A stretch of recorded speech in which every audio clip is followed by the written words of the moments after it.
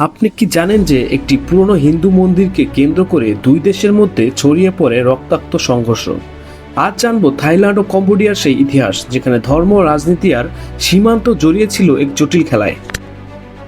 কম্বোডিয়ার সাবেক নেতা হুন সেন এবং থাইল্যান্ডের পাতংতর্ণ সিনোয়াত্রা তাদের ব্যক্তিগত ফোন কল ফাঁসের ঘটনায় উত্তেজনা বৃদ্ধি পেয়েছে। ফোন কল ফাঁস হওয়ার পর থাই রাজনীতি অচল অবস্থায় পড়ে।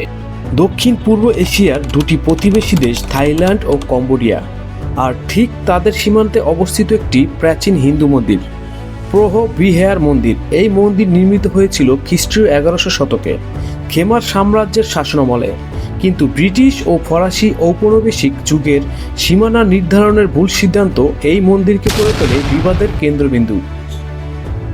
1954 সালে ফরাসিরা কম্বোডিয়া ছেড়ে গেলে থাইল্যান্ড দাবি করে মন্দির তাদের ভূখণ্ডে। এই নিয়ে শুরু হয় আইনি লড়াই। 1962 সালে আন্তর্জাতিক বিচার আদালত রায় দেয় প্রো বিহেয়ার মন্দির কম্বোডিয়ার অংশ। থাইল্যান্ড শুরুতে মেনে নিলেও মন্দির সংলগ্ন 4.6 বর্গ কিলোমিটার জমি নিয়ে দ্বন্দ্ব থেকেই যায়। 2008 সালে ইউনেস্কো এই মন্দিরকে বিশ্ব ঐতিহ্য হিসেবে ঘোষণা করে। তখন থাইল্যান্ডে শুরু হয় বিক্ষোভ। জাতীয়তাবাদী রাজনীতিকরা এই ঘোষণাকে জাতীয় স্বার্থই বিক্রি বলে আখ্যা দেয়। একই বছরে দুই দেশের সেনাবাহিনী সীমান্তে মুখোমুখি হয়ে পড়ে। শুরু হয় গোলাগুলি, মাইন বিস্ফোরণ আর হতাহত হওয়ার ঘটনা। 2011 সালে আবারও বড় সংঘর্ষ বাধে। একটানা 7 দিন ধরে দুই পক্ষের সেনারা গোলাগুলি চালায়। মন্দিরের আশেপাশের গ্রামগুলোতে আতঙ্ক ছড়িয়ে পড়ে। শত শত মানুষ পালিয়ে যায়। প্রো বিহেয়ার মন্দিরের কিছু অংশ ক্ষতিগ্রস্ত হয়।